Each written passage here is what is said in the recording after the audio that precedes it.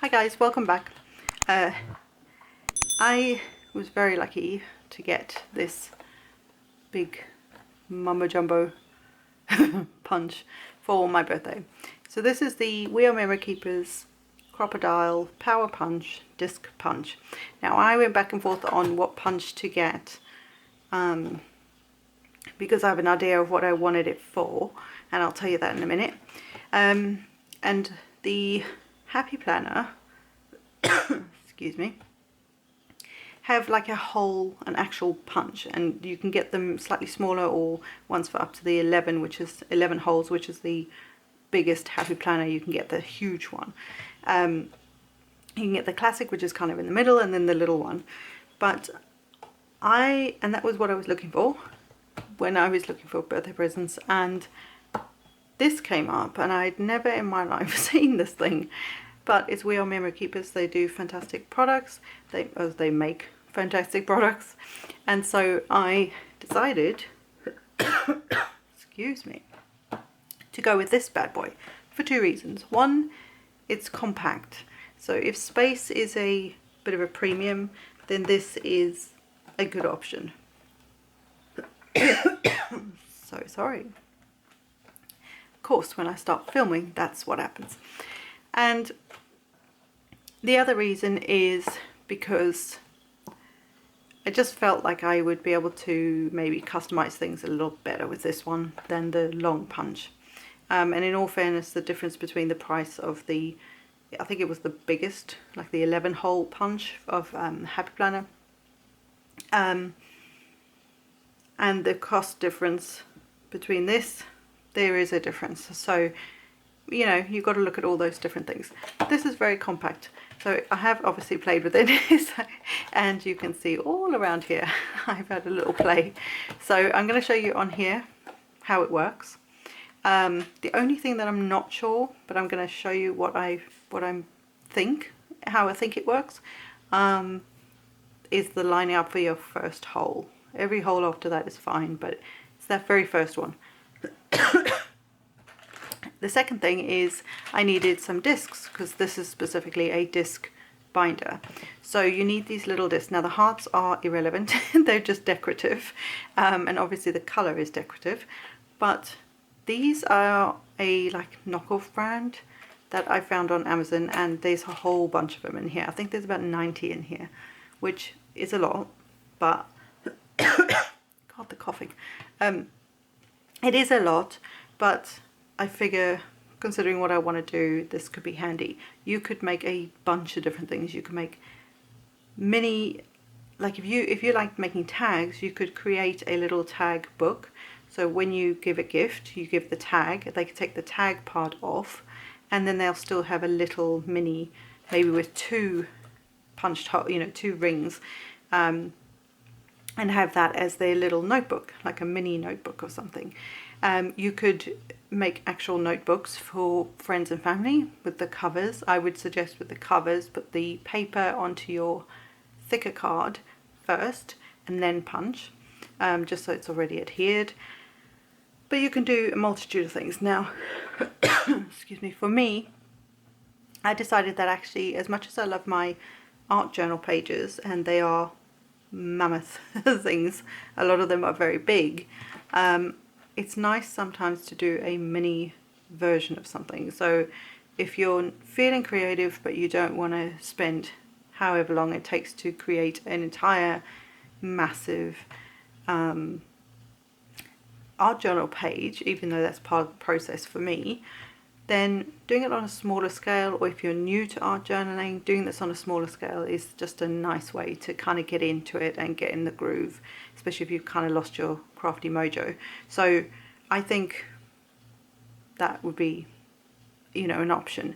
But obviously for me, I hadn't, with just things I have at home, I had already cut down some cardstock, like watercolor papers, and all watercolor papers for me are different. They're all, you know, some are hot pressed, is that what it is? Cold pressed, all these different things. And so I like experimenting with different products on different papers. But sometimes I want to put those things together, but I also don't necessarily, like I say, want that huge art journal page that I'm focusing on. So I thought this would be a genius, well, not genius, when I saw this idea, I thought this was a genius idea to create your own art journal books, essentially. So depending on how you use your art journal, you know, if you add lots of dimension to them, then obviously you'll need a bigger, these are 1-inch rings, you might need a bigger ring, and I think you can get them quite chunky, like quite big, so much wider than that. But I thought I'll start with this and go from there. The other thing I like is that I can punch my pages beforehand and then add them to the binder, or I can create the whole thing and just take the pages out. That's the nice thing about these disc bound binders and planners and things. You can also then, if you're not into art journaling, you could also just do it as a scrapbook. So you could do the same idea but just use scrapbooks pages and do your scrapbook pages that way. So what I want to show you though is the actual thing. And just before we carry on, it will go through my word, it will go through fabric, chipboard, leather, faux leather, thin tin, plastic, and obviously cardstock and the like, paper sort of things. So what you have is this tool, right? And for someone who struggles a bit with like dexterity and that, this is actually really easy. I have a crocodile and I love that thing. I don't drag it out as much, but I do love it. And so the first thing on this one is that it has this locking mechanism, which I don't know if you're going to be able to pick that up. But there is actually like an open lock arrow facing this way, and then a closed lock facing that way. And it is actually on both sides. So I sussed that if I just squeeze that like that, and then to unlock it, hold on both sides to unlock it, it unlocks really easily. Now my only thing is I have small hands, so this is really quite wide, and so I think when I'm doing this I'm going to have to do it kind of, I mean you will do it one at a time, but I just kind of have to take it easy for myself because again I get a lot of cramp in my hands. But it's not, you know, it's not uncomfortable at all. This is just because I have little hands. So what you then have, if I just close this, you have this measurement thing at the top here.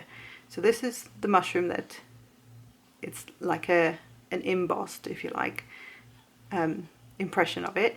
And then there are little lines, you're not going to be able to see them, but there's like an 1/8 inch line there, and then it shows you 3/4. So I'm assuming this 3/4 means it's 3/4 of an inch away from the edge, excuse me, from the edge of the paper.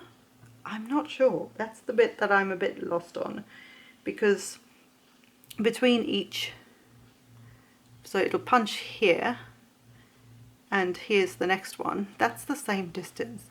So I think this measurement, there's also a 1/2 inch measurement right on this sort of this line here. I'm guessing that's how far from the top edge of your paper would be, so from this top edge, say. The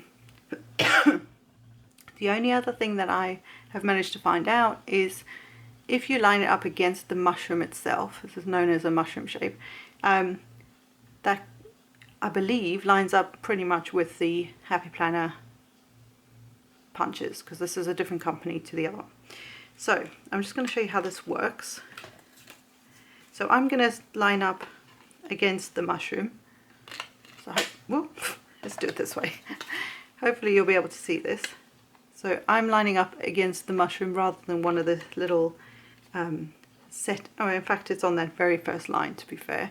And I'm pushing it against this bottom bar here, and then I'm simply going to punch. So that becomes your first mushroom, your first hole, if you like. Then what you're going to do is put that over the cutout piece, if that makes sense. Just switch hands. So it's lined up over that piece, pushing this down so that your paper's flush against this edge again. And then you're going to punch the next hole, and so on. And it's that easy. Obviously this last one, depending what size your paper is, will depend on how far down that edge is. So actually I'm going to measure this and see what size this gap is here. And that gap is just over 3/4 of an inch. Yeah, which it would be according to that measurement. But I don't know whether that, you know, that distance, it must be from the top of your page there. But how you make them equal along the whole thing, I don't know. So I'm going to go into the 1/2 inch, which is the one right up against here, and just do that again. So I'm going to go, this one I'm just lining up against the mark on there. I can't totally see that, but, and marking, so you've got a smaller section here compared to that one, and then lining it exactly the same way. It's very easy, and like I say, once you get in the swing of it, you've got your little doofers. Now just really quickly, because the camera's going to die of course, just to show you, this is how the rings work. You're simply going to pop it in there like so.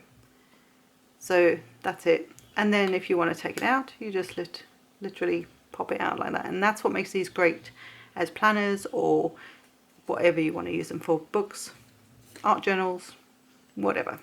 It's a great tool, and it makes making art like this super easy, because you can then document all those cool things. So I hope this was helpful to some of you. The more I learn about spacing these out better, I will obviously come back and share that with you. But until then, thanks for watching, and bye for now.